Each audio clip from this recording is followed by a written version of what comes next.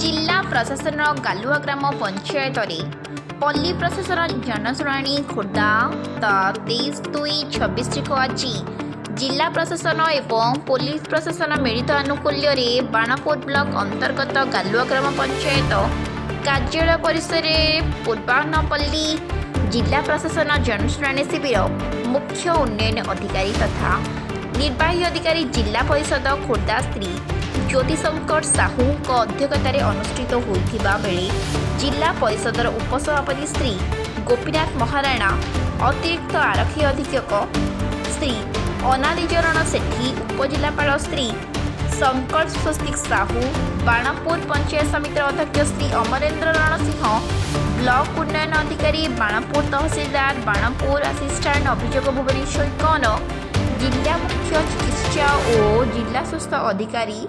Doctor Sanjay Chandra राय जोग देइथिले। आज अभियोग शुणाणी में मोट 52 कोटी अभियोग आसीथिबा बेले तन्मध्य व्यक्तिगत अभियोग 39 कोटी एवं ग्रामीण समस्या जनित 13 कोटी अभियोग आसीथिला। शिविर में तत्कालीन 4 कोटी अभियोग समाधान आसीथिबा बेले अन्य अभियोग गुड़िक संपृक्त विभाग अधिकारी को यथाशीघ्र समाधान करने को निर्देश दि जाइथिला। अभियोग शुणाणी कार्यक्रम